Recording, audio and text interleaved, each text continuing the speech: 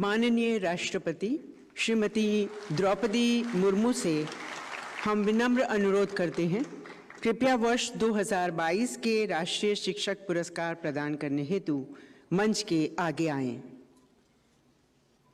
श्री सौरभ सुमन, बिहार।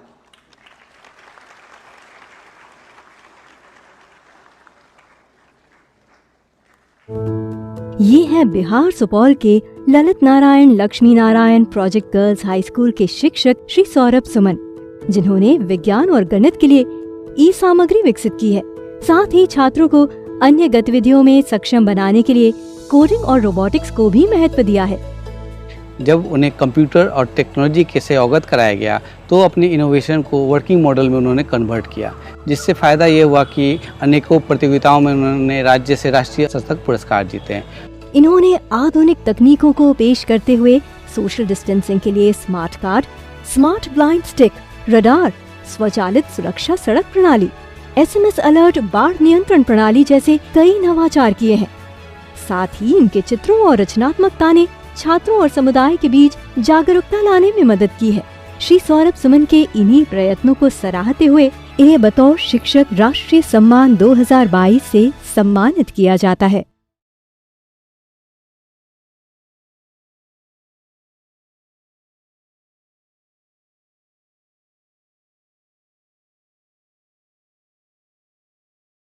तो आज हमारे साथ में सौरभ सुमन सर मौजूद है। तो सौरभ सुमन सर का क्या परिचय है ये देने की ज़रूरत नहीं है, मेरे चैनल पर ऑलरेडी सर का जो है इंटरव्यू आ चुका है।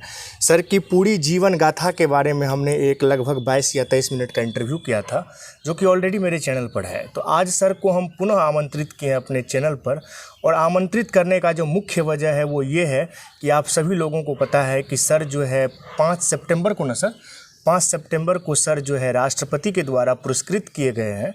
तो उस सिलसिले में हम जानेंगे कि एक आम शिक्षक से राष्ट्रपति अवार्ड तक पहुंचने का जो मतलब यात्रा है, उस यात्रा के बारे में हम सर से जानेंगे। तो सर, सबसे पहले तो आपका बहुत बहुत स्वागत है हमारे चैनल पर। जी धन्यवाद। सर, हमें सबसे पहले ये बताइए सर कि क्या आपने कभी सोचा था कि एक शिक्षक होते हुए हमें राष्ट्रपति तक पहुंचने का मौका मिलेगा? जरा इसके बारे में हमें पहले बताइए। ये क्वेश्चन तो बहुत अच्छा आपने किया कि शायद कभी सोचा ही नहीं था कि राष्ट्रपति पुरस्कार मतलब मिलेगा। मतलब टीवी पे देखा करता था, लोग रिसीव करते हैं, लगता था कि बहुत मतलब बड़ा वर्क है, बहुत बड़े लोग होंगे, जो असंभव वर्क होते होंगे, जो आम आदमी के लिए पॉसिबल नहीं है।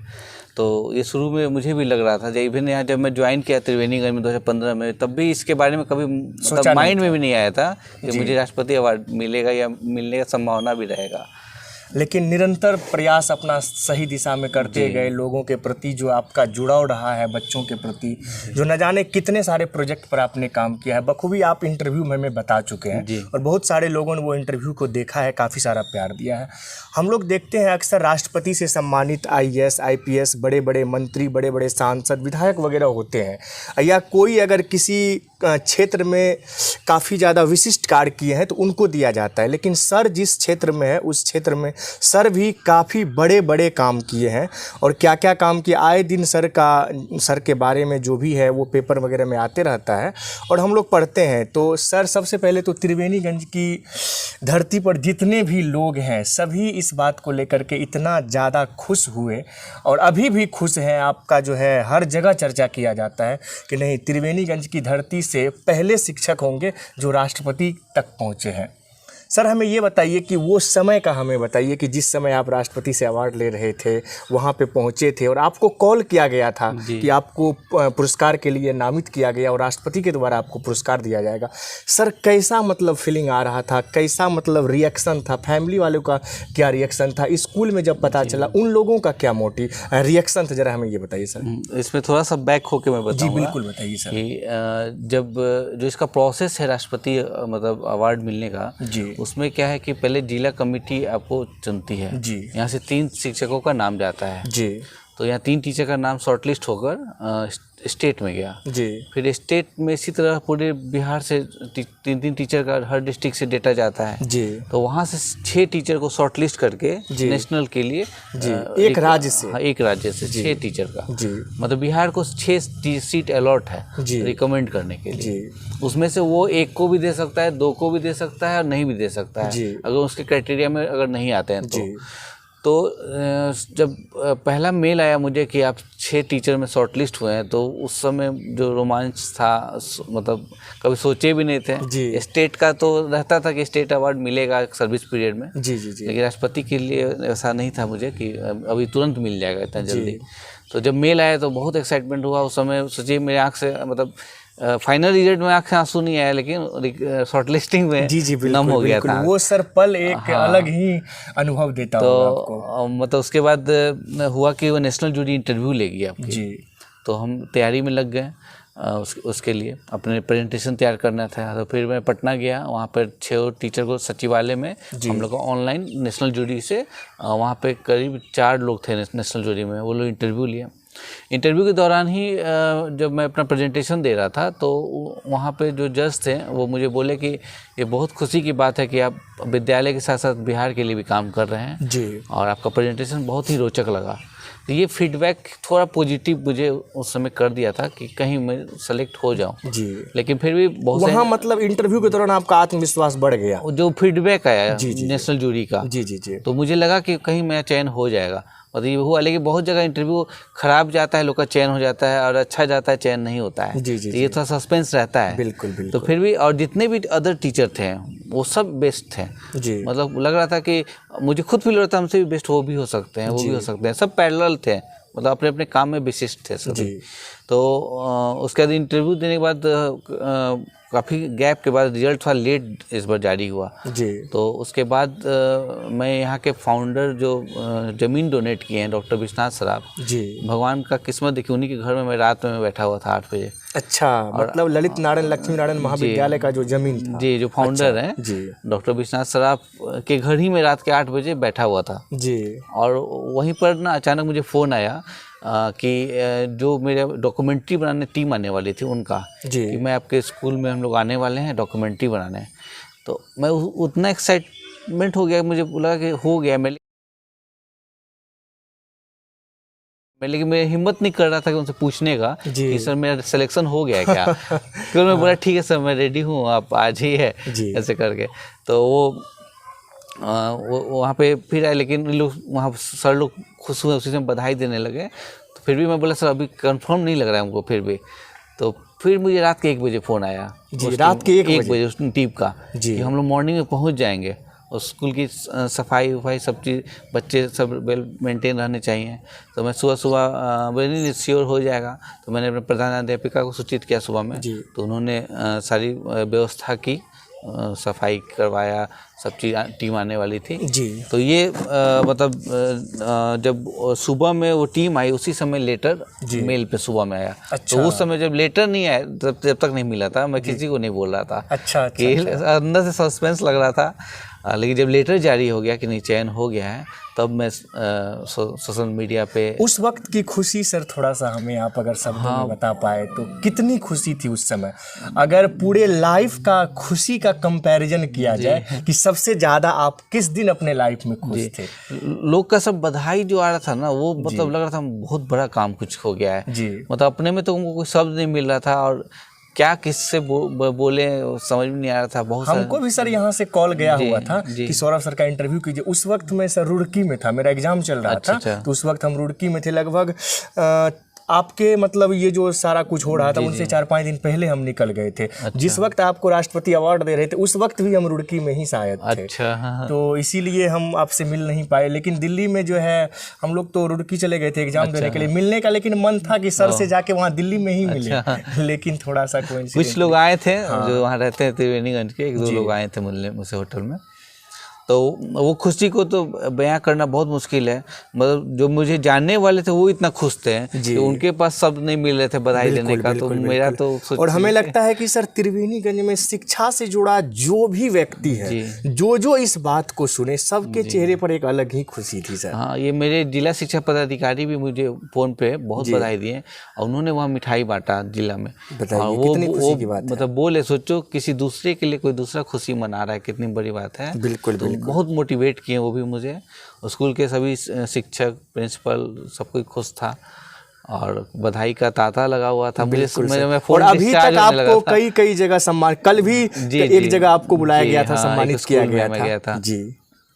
तो सर मुझे एक बात बताइए कि वहाँ से आने के बाद जब राष्ट्रपति महोदय आपको जो है अवार्ड दिए, उसके बाद तो एक अलग आत्मविश्वास आपके अंदर आ गया होगा कि नहीं, अब हम इनसे भी आगे बढ़ सकते हैं, हम जो कार्य कर रहे हैं बिल्कुल सही दिशा में कार्य कर रहे हैं और इसे निरंतर आगे करते रहना है। हाँ, ये बहुत बड़ा चैलेंज हो गया है जी, क्योंकि उनको मेंटेन करना, बहुत लोग जो स्टैंडर्ड आपका सेट हो गया है। बहुत लोग पूछते भी हैं, कुछ लोग मजाक में, कुछ लोग कमेंट में भी पूछते हैं कि अब लगता है कि अब मिल गया, क्योंकि शिक्षा जगत का सबसे बड़ा सम्मान है। बिल्कुल बिल्कुल। तो अब मिल गया, क्या आप काम करेंगे, लेकिन मैं उसी को बरकरार रखने का कोशिश में हूँ। अब तो सर एक अलग जिम्मेदारी आप पर हो बहुत ज़्यादा। आप अगर कुछ भी ऐसा स्टेप करते हैं जो नहीं करना चाहिए तो सीधा लोग यही कहेंगे कि यही इंसान है जिनको राष्ट्रपति सम्मानित किए हैं। और राष्ट्रपति सर एक देश का सर्वोच्च पद होता है, उनसे बड़ा कोई पद ही नहीं होता है एक देश के लिए।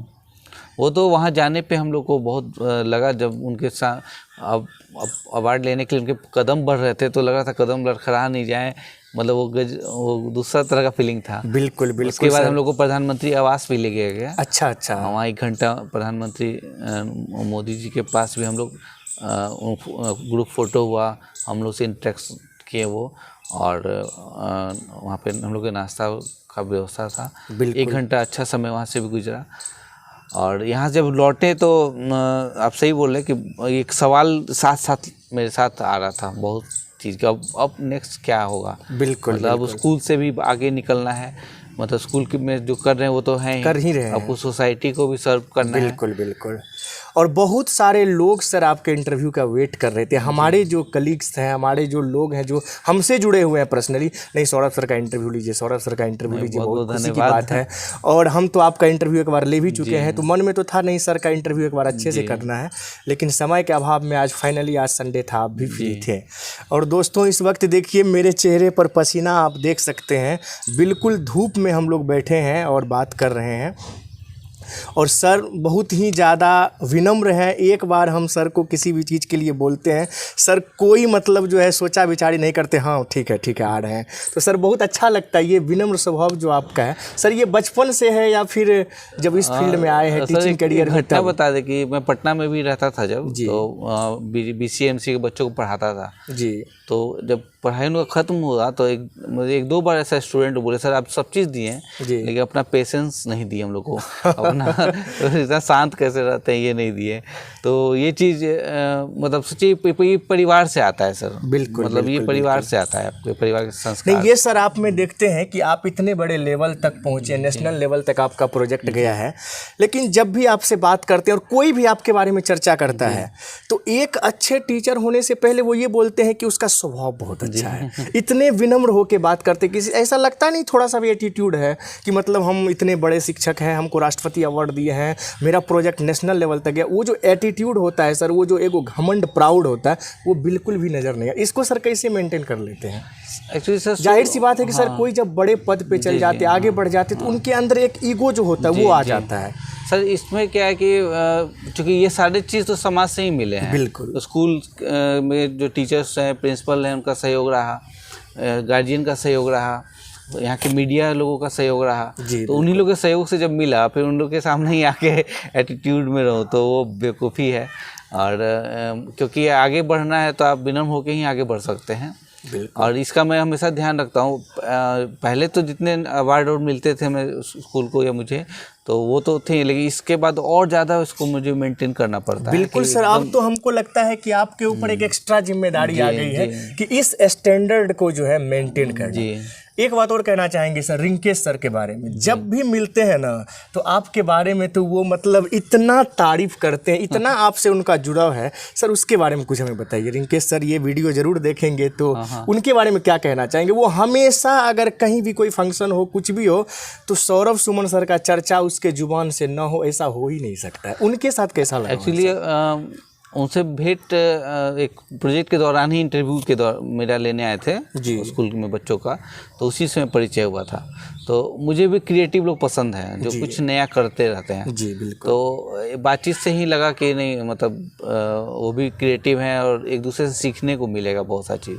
वो भी टेक्निकली बहुत अच्छे जानकार हैं। जी बिल्कुल। तो उनके पास जो स्किल है वो मैं सीखता हूँ, मेरे जो स्किल है वो सीखते हैं। अभी शाम उन्हीं के साथ कभी कभी ज़्यादातर गुजरता है। बिल्कुल बिल्कुल। वो बोलते हैं कि हम, मेरे पास में जब खाली समय होता है तो हम यही सोचते हैं कि सौरभ सर के पास में जाए, वहाँ बैठ करके बातें करें। वो कई बार इस बात का जिक्र जो है हमारे पास में कर चुके हैं। तो मेरी वाइफ एक बार बोली भी थी कि शाम में डॉक्टर विश्वनाथ सर आपके यहाँ मैं बैठता हूँ। हाँ। तो बोली कि आपको अपने एज ग्रुप के लोग नहीं मिलते हैं। रिंकेश साहब से छोटे हैं, डॉक्टर साहब से बहुत बड़े हैं। तो हम बोले कि रिंकेश जी के साथ मिलके एनर्जी फील करते हैं और डॉक्टर साहब का अनुभव लेते हैं। बिल्कुल। तो हर एज ग्रुप के साथ रहना चाहिए। बिल्कुल। तो सर अंत में कुछ और कहना चाहेंगे? आपके जो चाहने वाले हैं, आपके जो फैन सब आपके हो गए हैं सर, उनके लिए कुछ कहना चाहेंगे, कुछ मैसेज देना चाहेंगे? और टीचर के लिए कुछ मैसेज देना चाहेंगे? पहले तो मैं शिक्षकों के लिए बताऊंगा कि बहुत सारे शिक्षक मुझसे फ़ोन कर रहे हैं, इवन सुपौल के नहीं, बिहार के हर जिले से लोग संपर्क में हैं कि सर उन लोग भी मोटिवेट हुए हैं कि मुझे भी राष्ट्रपति पुरस्कार मिले। और तो काम सब कर रहे हैं अच्छे, उसको कैसे ऑर्गेनाइज करना है, यही एक चीज़ थोड़ा अनुभव लेने की चीज़ है।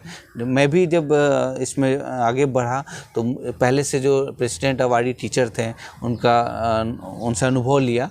तो चैनल के माध्यम से सर के आप कांटेक्ट भी कर सकते हैं। बिल्कुल। चैनल पे कमेंट करके अपना नंबर भी शेयर कर सकते हैं। आप अगर सर से बात करना चाहते हैं, सर से मिलना चाहते हैं, तो आप हमें कमेंट करें, हम जरूर आपको मिलवाएंगे सर से।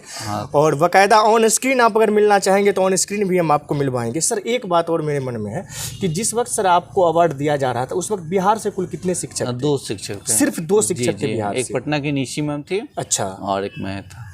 तो बहुत खुशी की बात है कि पूरे बिहार, जिसमें कि 10-12 करोड़ की आबादी है, वहाँ से सिर्फ 2 शिक्षक का चयन हुआ था जिनको राष्ट्रपति महोदया जो है पुरस्कार से सम्मानित करेंगी। उसमें एक सर थे और एक पटना की थी, एक पटना की मैम थी।